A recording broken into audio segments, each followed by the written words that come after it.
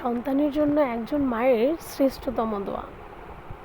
আমার তীব্র এবং উদ্যোগের কারণে মাঝে মাঝে তোমার সাথে কঠোর আচরণ করি, তোমার প্রতি আমার ভালোবাসা এবং তোমার প্রতি আমার ভয় থেকে। আমি চাই তুমি সমাজের একজন ধার্মিক ব্যক্তি হও। আমার আশা তুমি একজন ধার্মিক পুত্র হবে, যে আমার মৃত্যুর পর আমার জন্য প্রার্থনা করবে। আমি আল্লাহর কাছে প্রার্থনা করি যে আমি যেন তাদের মধ্যে থাকি যাদেরকে মুকুট দেওয়া হবে, যেদিন ধন সম্পদ ও সন্তান কোনো কাজে আসবে না। আমি আল্লাহ আল আজিমের কাছে প্রার্থনা করি তোমার মাধ্যমে এই পৃথিবীতে আমার চোখের আনন্দ আনার জন্য এবং আখিরাতে তোমাকে আমার জন্য পুরস্কারের উৎস করার জন্য। আল্লাহ তোমাকে এবং তোমার কর্মকে সংশোধন করুন, তোমার উপর বরকত বর্ষণ করুন এবং সকল মুসলিম শিশুদের রহমত করুন।